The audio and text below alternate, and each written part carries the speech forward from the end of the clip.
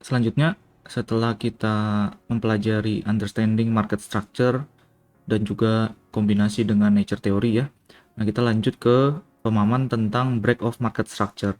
Nah, jadi topik ini merupakan pelengkap atau tambahan dari topik sebelumnya ya, understanding market structure. Nah, di mana di sana kita sudah mempelajari bagaimana perbedaan antara bullish market structure, bearish market structure, dan juga proses transisi atau shift of market structure ya. Nah, sekarang di break of market structure, nah kita kembali dulu ke proses market structure mapping ya. Nah, jadi seperti yang teman-teman sudah pelajari sebelumnya, untuk bullish market, harga akan bergerak dari suatu titik, membentuk high, kemudian retrace atau pullback, membentuk low yang pertama. Nah, ketika harga berhasil break menembus high sebelumnya, sehingga terbentuklah high yang lebih tinggi, atau yang kita sebut biasa sebagai higher high, nah itu menjadi konfirmasi pertama bahwa bullish market structure valid ya. Nah, kemudian harga kembali pullback mungkin dalam bentuk kompleks pullback ya, retrace, membentuk suatu low. Nah, low ini belum kita simpulkan sebagai higher low sampai menunggu higher high sebelumnya berhasil ditembus. Nah, jadi nanti harga bisa bermain-main atau melanjutkan proses koreksi atau pullbacknya ya. Nah, sampai suatu waktu ketika harga berhasil break atau menembus previous high atau higher high sebelumnya. Nah, ketika ini terjadi, maka higher low terkonfirmasi. Nah, sequence high, low, higher low ini akan terus berlanjut sebagai bagian dari bullish market structure yang sebelumnya sudah kita pahami. Nah, sekarang pertanyaannya, jika kita melihat ke candlestick chart, nah, di mana framework sebelumnya ini masih dalam bentuk line chart ya. Nah, ketika harga dikatakan berhasil menembus high sebelumnya, kondisi apa yang kita lihat di candlestick chart untuk mengkonfirmasi bahwa proses penembusan tersebut valid. Nah, jadi pada dasarnya nanti seperti yang teman-teman bisa lihat di skema sebelah kanan ya. Nah, ada dua macam atau ada dua tipe break atau penembusan harga. Yang pertama ini adalah body break, di mana jika suatu titik high atau low itu berhasil ditembus dengan candlestick yang berhasil break dan close body candle di atas high sebelumnya untuk kondisi bullish market structure. Nah, ini untuk yang pertama.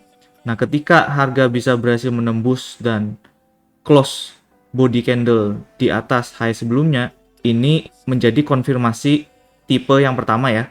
Nah, tipe yang kedua ini juga mungkin terjadi di mana candlestick chart pada suatu waktu bergerak lebih tinggi dibandingkan high sebelumnya, nah tetapi tidak berhasil close body candle di atas high tersebut.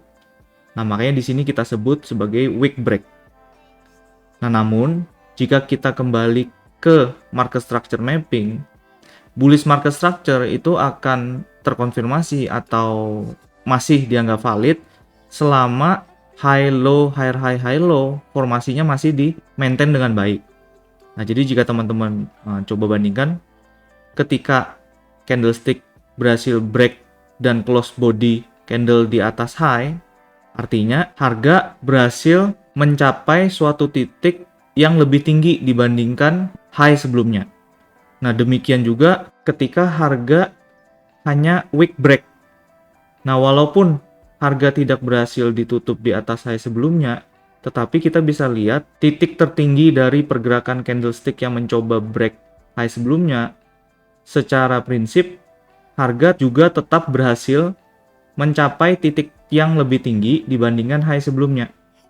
Nah, jadi kedua tipe ini secara market structure mapping dua-duanya valid ya untuk menyatakan bahwa bullish market structure masih dipertahankan. Nah, makanya di sini ada anotasinya ya. Baik penembusan dengan body break ataupun dengan wick break, kedua kondisi tersebut sama-sama membentuk swing point yang lebih tinggi dibandingkan high sebelumnya. Oke, teman-teman.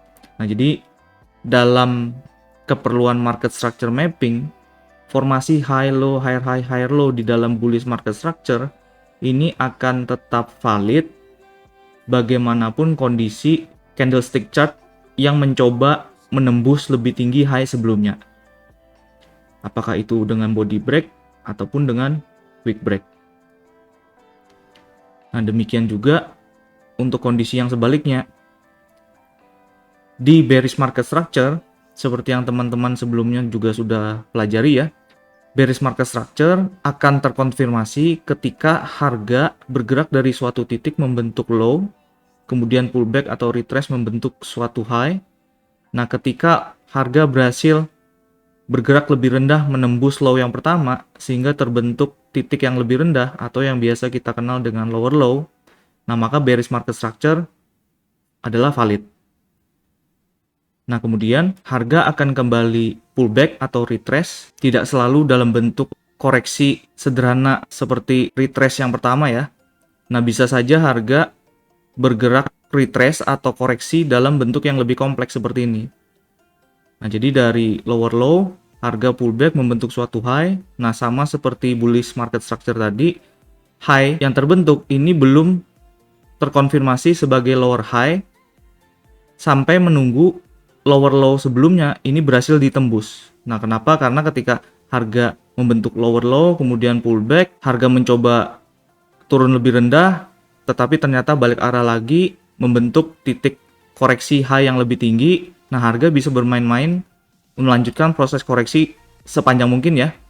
Nah, sampai suatu ketika harga berhasil menembus low sebelumnya, nah disanalah titik high terakhir sebelum penembusan terkonfirmasi sebagai lower high. Nah, karena lower high tersebutlah yang berhasil membentuk lower low berikutnya. Nah, jadi selama formasi low high, lower low, lower high, lower low ini berlanjut, bearish market structure dinyatakan valid atau masih bertahan. Nah, sama dengan sebelumnya di bullish market structure, pertanyaannya, jika di line chart secara konsep seperti ini, nah jika kita kembalikan ke candlestick chart, sama seperti bullish market structure ya, ada dua tipe break atau penembusan harga yang sama-sama mengkonfirmasi bahwa struktur bearish market structure itu masih bertahan atau masih valid. Nah, ketika harga berhasil menembus lower low sebelumnya, baik untuk candlestick yang berhasil break dan close body candle di bawah low sebelumnya ataupun hanya bersifat wick dan kembali close sedikit di atas low tersebut. Nah, tetapi secara pencapaian harga seperti yang diberikan anotasi di bawah, baik penembusan dengan body break ataupun wick break, harga sama-sama berhasil mencapai atau membentuk swing point yang lebih rendah dibandingkan low sebelumnya, body break ataupun wick break. Nah, jadi dua kondisi ini jika terjadi, ini masih menyatakan bahwa bearish market structure masih valid atau bertahan. Oke. Nah, selanjutnya, sekarang apa yang menjadi perbedaan antara proses penembusan suatu swing point high atau low dengan body break ataupun wick break? Nah, ini penting kita pahami hubungan antara structure break dan juga komitmen harga ya. Nah, jadi proses penembusan suatu titik swing point high atau low yang berhasil dikonfirmasi dengan adanya candlestick yang break dan close body candle di luar atau di atas swing high sebelumnya untuk kondisi market structure, dibandingkan dengan penembusan hanya dengan wick break. Nah, kedua karakteristik structure break ini, perbedaan mendasarnya terletak pada sifat komitmen dari pergerakan harga tersebut. Nah, penembusan structure dengan body break ini menunjukkan adanya strong commitment ya, atau komitmen pergerakan yang kuat di balik pergerakan harga.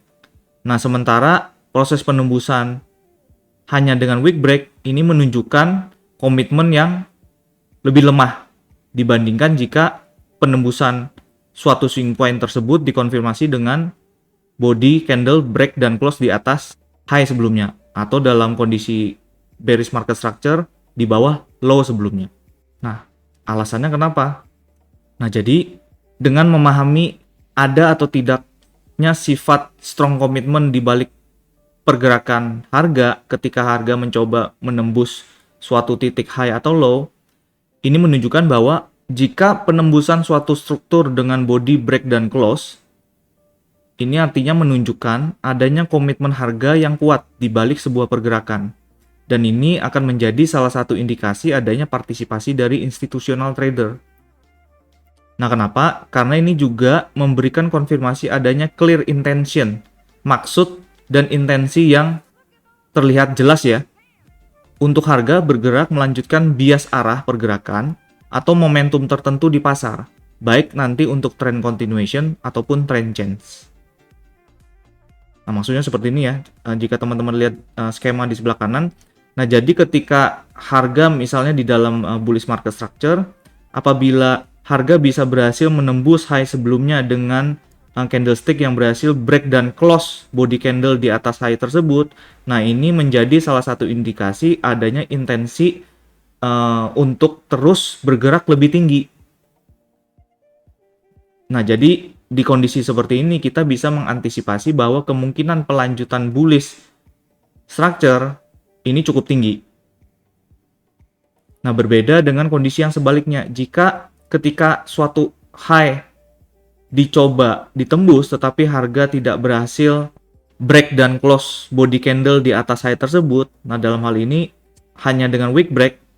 Nah, ketika harga dengan momentum berbalik arah sehingga menyebabkan terjadinya penembusan suatu titik high atau low sebelumnya, sampai dengan adanya candlestick yang berhasil break dan close body candle di bawah suatu titik swing low. Nah, di kondisi seperti ini bisa menjadi indikasi bahwa adanya intensi untuk harga kemungkinan terus bergerak lebih rendah. Nah, jadi dari dua contoh skema di sini teman-teman bisa memahami sifat atau komitmen dari pergerakan harga ya. Ketika di dalam bullish market structure harga berhasil break dan close body di atas high sebelumnya, ini kita bisa mengambil kesimpulan bahwa komitmen harga untuk bergerak lebih tinggi ini masih cukup tinggi. Nah, sementara ketika harga tidak berhasil break suatu titik swing high di dalam bullish market structure, kemudian diikuti dengan proses penembusan low terakhir di mana harga bisa berhasil break dan close body candle di bawah low tersebut. Nah, ini bisa menjadi indikasi awal kemungkinan terjadinya perubahan tren atau trend change. Nah, jadi kondisi penembusan seperti inilah yang valid nantinya kita sebut sebagai break of market structure atau yang nanti teman-teman akan sering lihat di chart dengan istilah BOS atau BOS. Dan ini menjadi salah satu komponen penting ya di dalam memahami smart money konsep lebih lanjut. Oke. Nah, sekarang ada beberapa contoh break of market structure. Nah, karena yang namanya pergerakan harga ini nanti variasinya bisa beragam ya di kondisi pasar yang live atau di kondisi live chart. Nah, jadi teman-teman bisa lihat beberapa variasi di sini.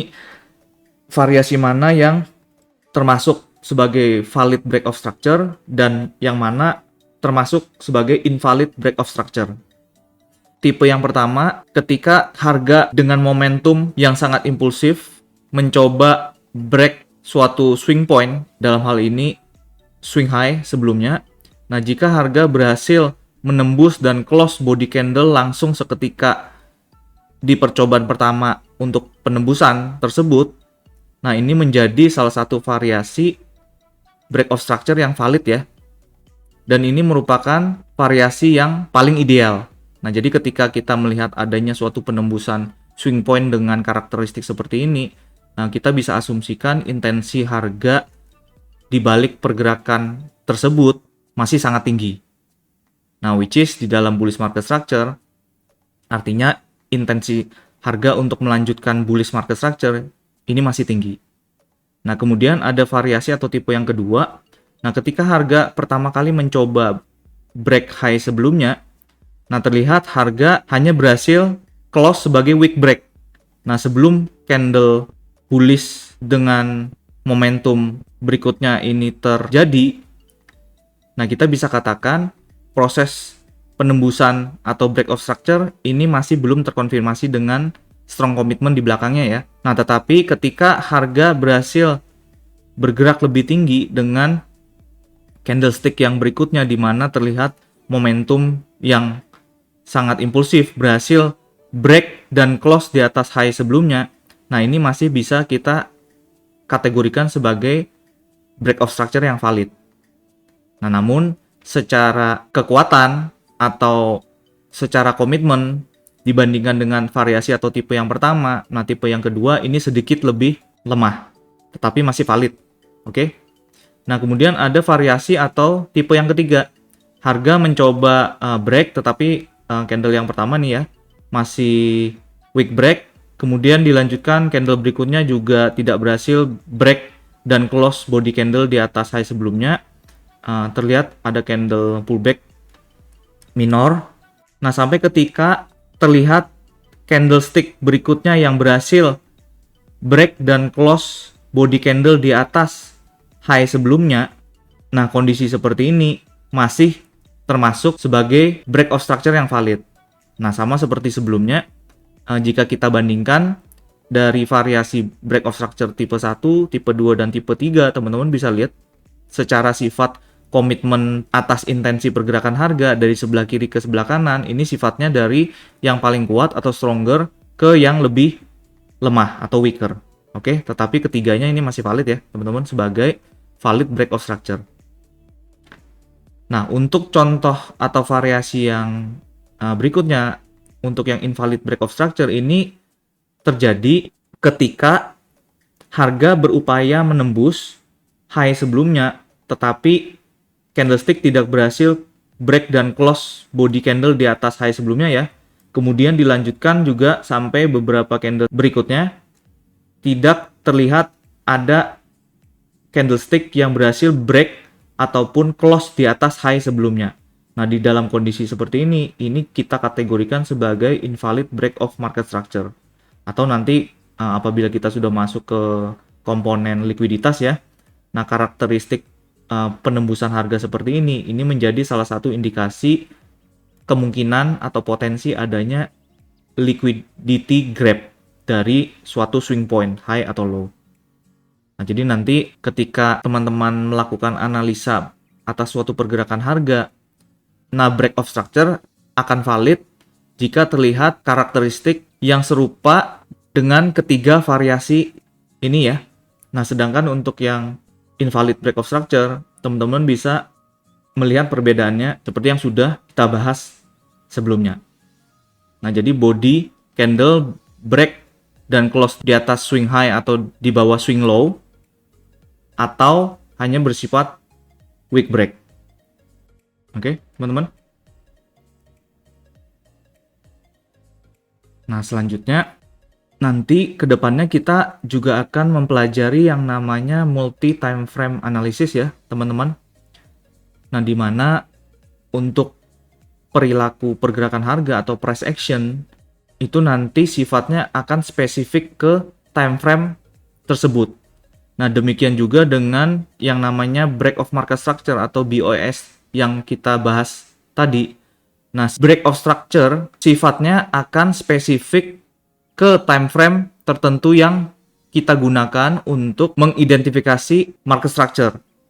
Nah, jadi misalnya ada dua time frame yang misalnya kita gunakan ya. Di sebelah kiri ini tampilan untuk H4 atau 4 time frame 4 jam. Nah, sebelah kanan ini tampilan untuk M15 atau chart 15 menit. Nah, ini merupakan periode pergerakan harga di waktu yang sama ya. Nah, namun di chart M15 ini terlihat candlestick-nya lebih banyak karena secara waktu time frame M15 tentunya akan menampilkan detail pergerakan harga yang lebih banyak ya dibandingkan time frame yang lebih besar. Nah, dalam hal ini H4. Nah, jadi di sini yang teman-teman perlu pahami, bisa saja nanti di time frame yang lebih besar terlihat harga mencoba break suatu titik swing point, dalam hal ini swing low ya. Nah, tetapi harga tidak berhasil break dan close body candle di bawah swing low tersebut. Nah, artinya apa? di time frame yang lebih besar terlihat break of structure tidak valid atau tidak terkonfirmasi, atau menjadi indikasi awal kemungkinan adanya liquidity grab dari swing low tersebut. Nah, tetapi jika kita zoom in ke time frame yang lebih kecil, nah bisa saja wick break yang terlihat di time frame lebih besar tadi, ini ternyata di time frame lebih kecil terlihat ada satu atau lebih dari satu candle yang berhasil break dan close body candle di bawah swing low high time frame tersebut. Nah, di mana di sana kita bisa berasumsi bahwa di time frame yang lebih kecil break of structure yang terjadi adalah valid. Nah, jadi ini yang perlu teman-teman pahami ya. Jadi yang namanya break of structure itu nanti sifatnya akan spesifik ke time frame yang kita analisa.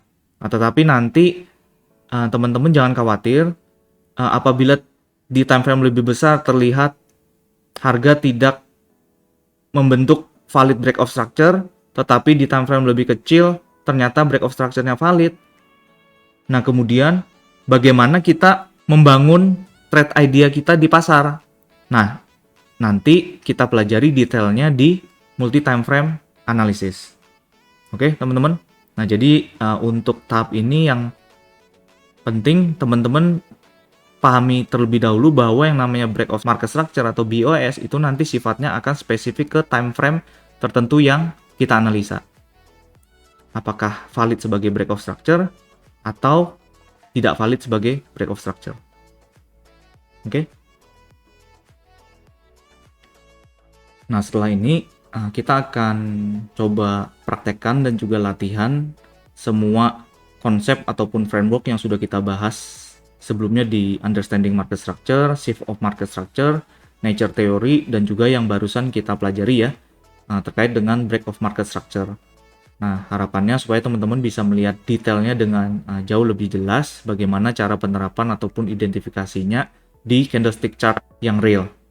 Nah, setelah itu teman-teman bisa mulai latihan sebanyak-banyaknya untuk melatih kemampuan melakukan analisa dan juga identifikasi market structure supaya nanti ketika kita masuk ke smart money concept secara lebih detail, nah salah satu komponen utama di pemahaman market structure teman-teman bisa memiliki dasar dan fondasi yang sesolid mungkin. Oke, kita lanjut ke chart ya teman-teman. Thank you.